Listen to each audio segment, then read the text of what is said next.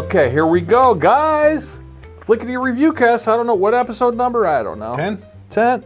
Are we double digits? Is this 9 double or 10? digits. We're double digits. Wow. Going quick. We're having a good time with it. Sometimes we have good movies. Sometimes we have bad movies, Mike. Speaking of which, so today we watched a movie neither of us have seen before. We've been trying to do some comedies. I was looking around on Netflix, movies, comedies, and I'm scrolling through, and I come across this movie. Yeah. And it seems like it's got some pretty well-known people in the cast and stuff. So I'm Eli Craig is the writer-director. Who did? Tucker and Dale versus Evil, which I had seen on vacation when I was in Michigan. Enjoyed it. It's kind of an indie film. Oh, so you saw it recently? Oh yeah, really recent. When I was on vacation, when I went to the Finger Lakes there, or the Gun Lake. It's been kicking around for years. I've seen it. I've never actually watched it, but I'm aware of it. I recommend that one. I wish we were reviewing that one because that movie was good. And I'm not gonna say it was great, but it was a funny premise. Man, I'd have more to talk about on that one. And so this one seemed like a funny premise too. Yeah, I was all in. And just see Adam, you go, okay, this is kind of silly.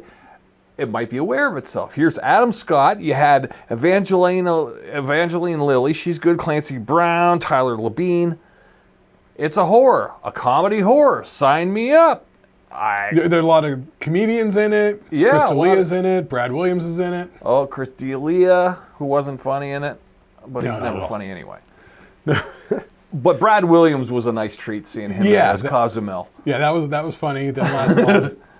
The little callback he did as the Keymaster. Yeah, that was about the only part that made me laugh. Yeah. But okay, here we go. The plot. Should we summarize it? The movie's called Little Evil. Little Evil. And it's from, when was it from? Did you get the year on that? Oh, I don't have it written, but I think it's like. Oh wait, yeah, I do. 2017. Okay, once again, we're going back almost 10 years on this. Yeah. Owen Atlas as Lucas, the kid, is tiny. He's a young kid there. In his 8x10, he's even older. Yeah. But Evangeline Lilly, Adam Scott's exactly the same. He doesn't age at all. No. Evangeline Lilly as Samantha, the wife. He falls in. So basically, in a nutshell, Adam Scott falls in love, gets a shotgun wedding. He marries this girl, who has a son. Who's a son? So now he's a stepdad. He's a stepdad. So he's trying to be the good guy and bond with the kid. Yeah, but the kid looks like young Angus Young. You know, he's like a little evil guy. Yeah, it's a cross between Angus Young in his early schoolboy days and Damien from The Omen. Yes, that's kind of I think the ongoing joke, because isn't The Omen kind of funny to begin with? Yeah. But so Adam Scott starts to believe that his kid may be... Well, he doesn't. Everyone is saying, this dude is...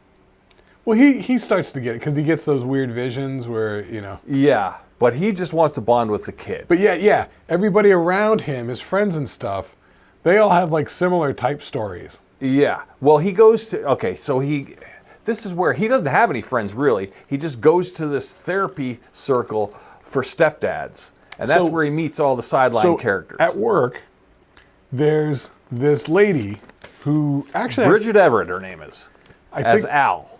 I think originally the character was supposed to be a guy, but she's pretty funny in it. Okay, all right, yeah. Yeah, she's a surfer thing mixed with a beer-drinking hick. Bowler. Say the wrong thing. Yeah, I'm almost picturing like they wrote this part for maybe an over-the-top Kevin James type. That's what I was thinking, like a Kevin James or a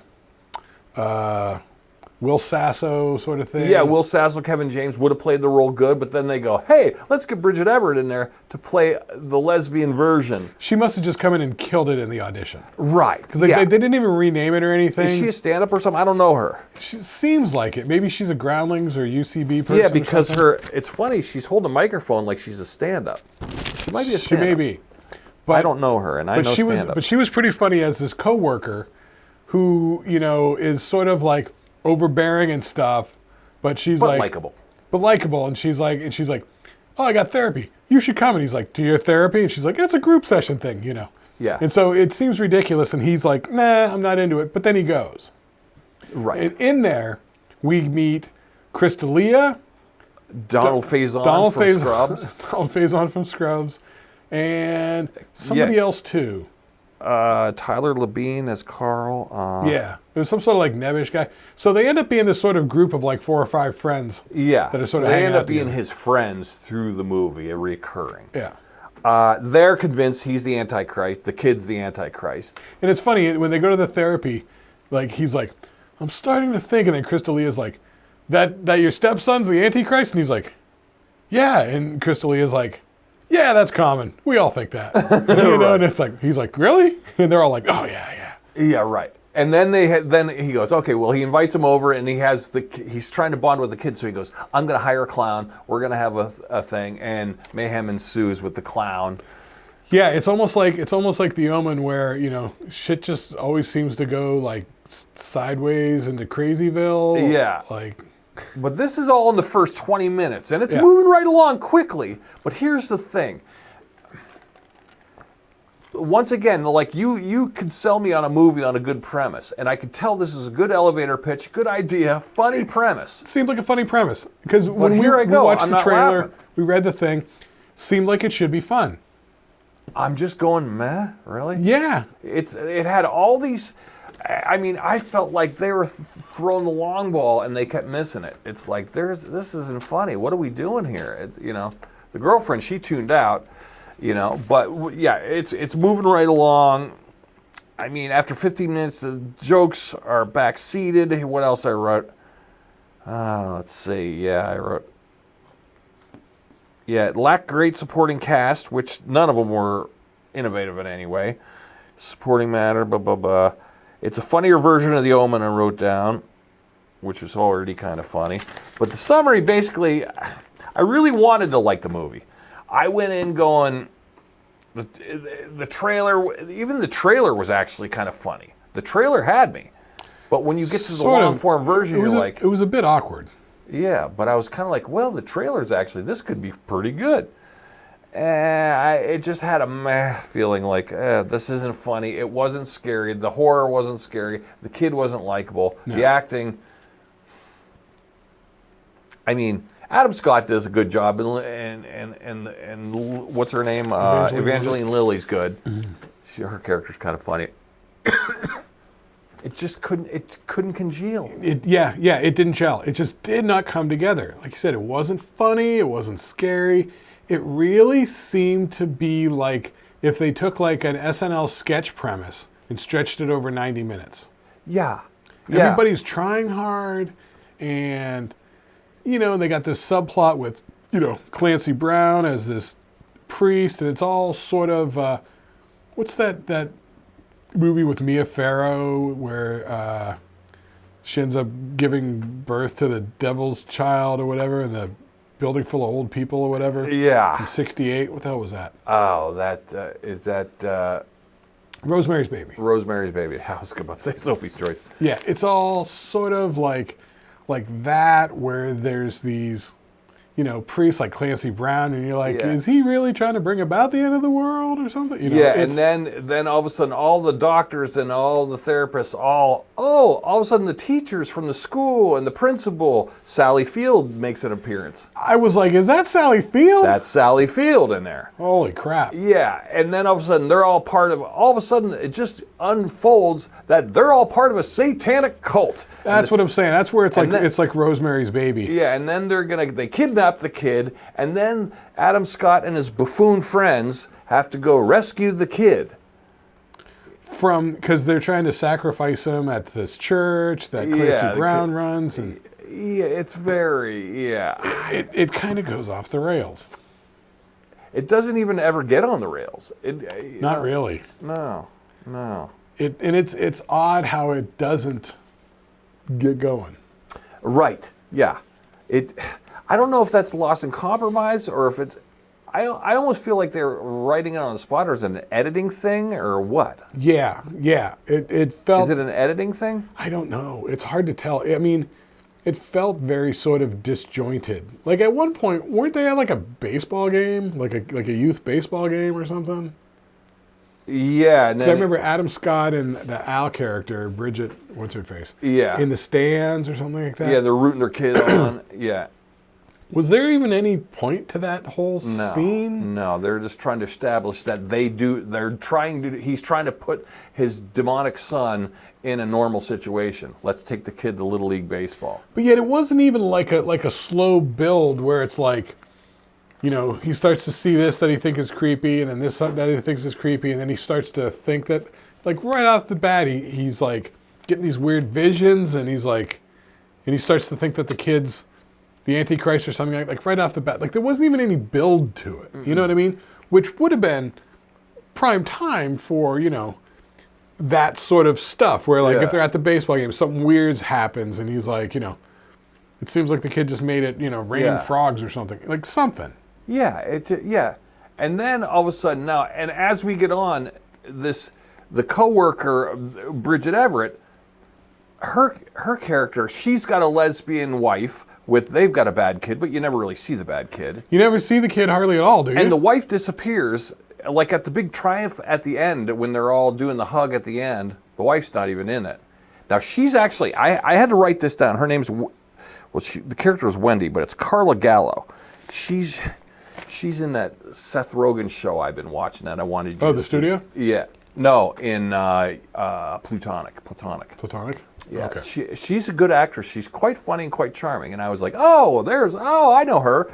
I liked her. But then it's like, I feel like they only rented her for the day. Because they didn't show her in some later shots where she should have been there.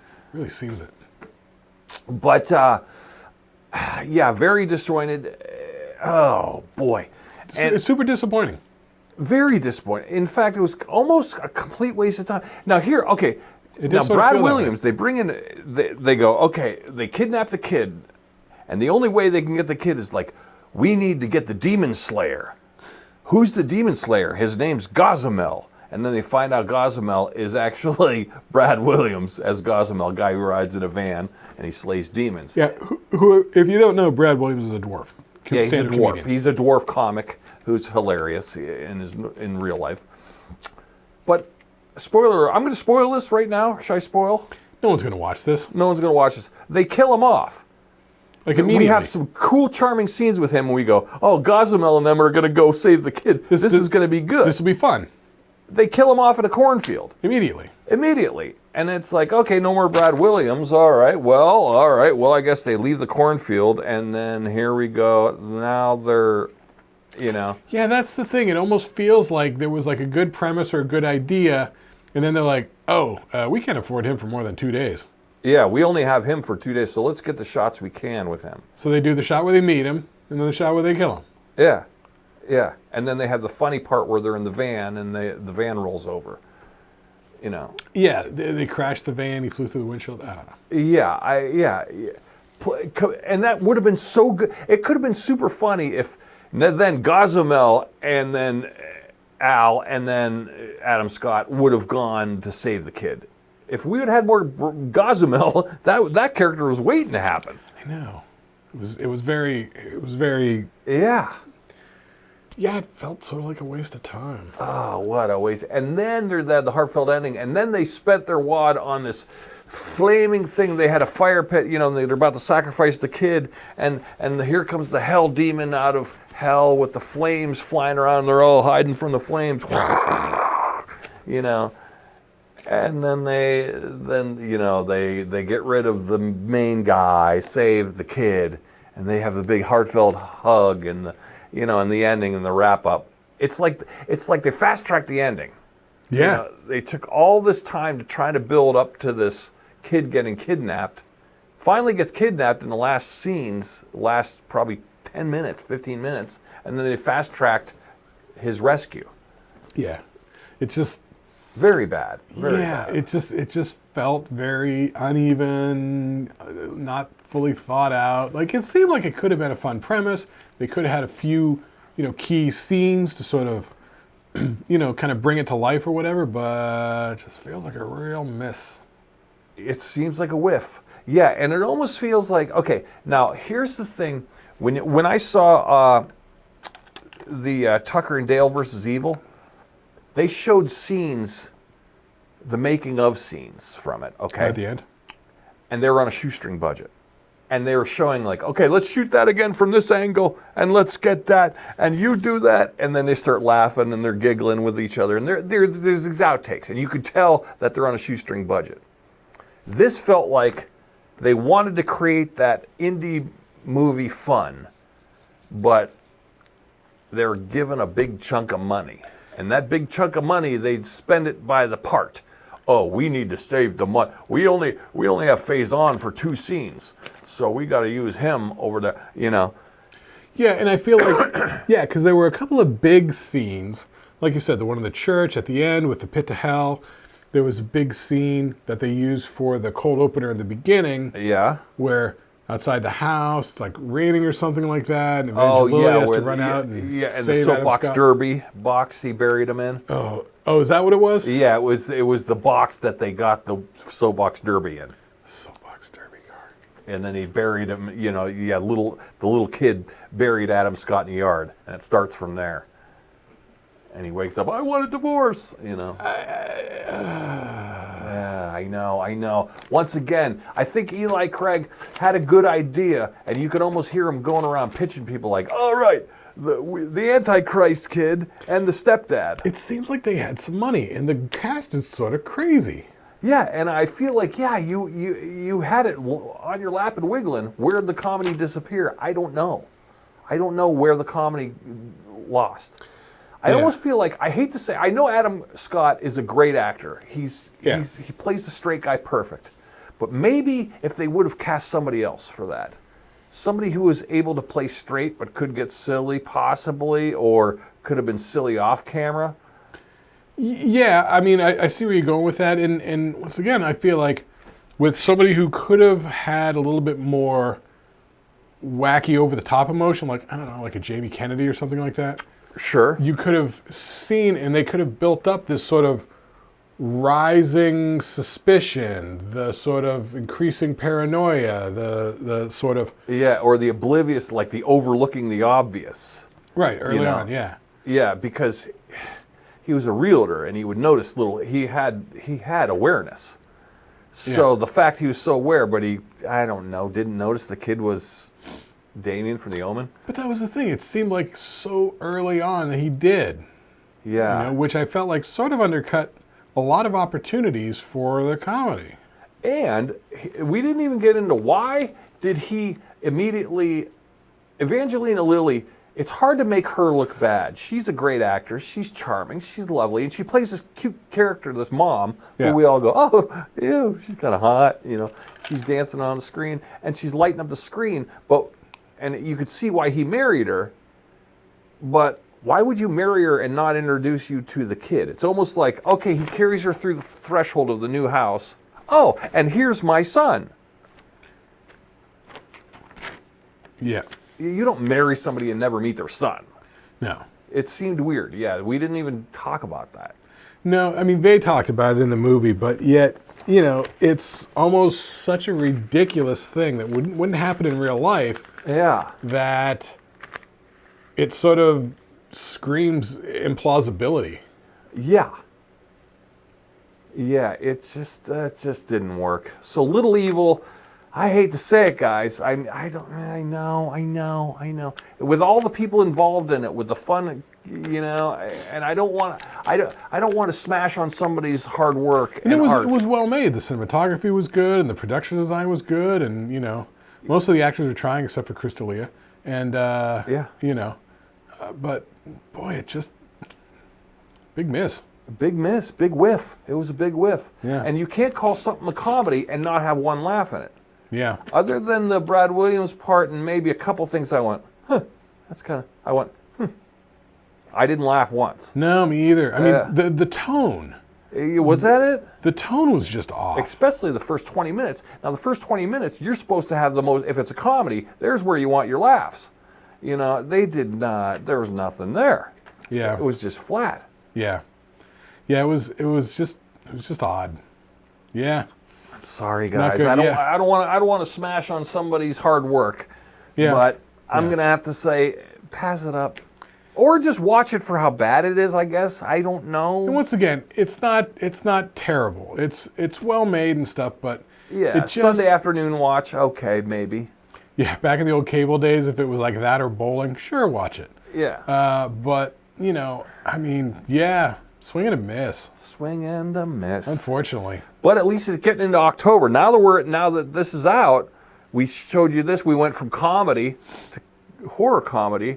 Now next week, maybe we'll do horror. We'll do another. I like the horror comedy. We're going to veer into that until we get the full comedy for October, or full horror for October. So maybe we'll have something next week, which will be a little more, because we're in October right now. Wasn't I thinking? Yeah, I thought I had another sort of horror comedy where I was like, ooh, that'd be good. Yeah. Can't think of it. I do want you to see the other Eli Craig movie, though. I want you to see the Tucker versus the Dead. You'll like it. Yeah. I know you'll like it. You'll appreciate, the premise. Now, that one's aware of itself. It's so silly that it's all based on a misunderstanding that you go, oh, my God, this is insane. Yeah. Yeah. It's reminding me, there was a Canadian series that was sort of like that called Some Name in the Book of the Dead or something like that. It was set in a high school. Jason Mewes was the janitor.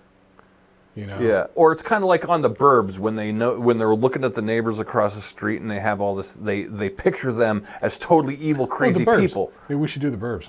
Ooh, The Burbs. I haven't seen that for a while. That's what I was thinking. When I was like, oh, that's a comedy. It's sort of creepy. It might straddle the two. Yeah, Okay. You haven't seen it forever. Most people these days. I remember loving it though. Yeah, most people have never seen it. They don't know anything about Corey Feldman. Didn't Tom Hanks in that? Oh, yeah. Tom Hanks. Yeah, let's do The Burbs next week. it. Want to do The Burbs? We'll do The Burbs. Okay, for you people watching along and listening, watch The Burbs. Yeah. It's TheBurbs. The Burbs. I don't know what year is that. Maybe that's what we should do for Flicketty Review Cast. If we could pick here what to tell our fans what to watch, and then you could watch it, and then we'll all talk about it next week. Yeah, that's what I'm thinking. It's like a book report, guys. Look it up real quick. We're giving you homework. The Burbs. I want to say like 92. Oh, 89. 89. Oh, okay. That's a good year of. Yeah, that's from things 1989. are popping in '89. Yeah, it's a horror/comedy. If you look it up on Google, they start running a little video of the 30-second trailer where Tom Hanks walks out his front door. The paper boy throws the paper and hits him right in the stomach with it. And he throws his coffee at him. And then it goes to the title screen, says, now on video cassette. Nice. See, but even that scene right there, you just describing that, it was funnier than this whole movie. It was. They needed a scene, they needed stuff like that to give it comedy flair. Yeah. All that was left out. Like, you could still have a dark premise, but if you throw in, like, the paper boy, and then him throwing his coffee at the paper boy, that's funny. He's like, throws the coffee out of his coffee mug. If you would have had a couple of those level scenes in Little Evil, we would talk about it totally differently. Yeah. Yeah. Yeah, it was sort of maddening. So. Yeah. It was maddening that it didn't have any laughs. I was more annoyed that I felt like it was wide open, and you had all these comedians on set, and you had all these, and you couldn't kick that one. That's a 20-yarder. That's a parlay. It's like they were high when they came up with the idea, and then they went to rehab and wrote the script. Yeah. Wow. Yeah. Somebody sucked the fun juice out of them. Serially. All right, here we go. So The Burbs next week. Hang in there, Flicketty Do Cast people. No. On the Flicketty Review Cast. Flicketty Review Cast. I know. It's all a tongue twister. You'll get it. We'll get it. Yeah. We're getting there. And check out our merch store. What is it? Flicketty-docast.printify.me. Yeah.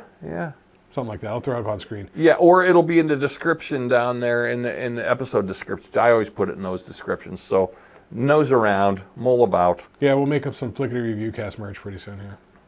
There is a mug there. Oh, is there? Coffee mug, yeah. Oh, beautiful. Get the coffee mug and drink your favorite soothing beverage. Bailey's and coffee. All right, guys, we're out.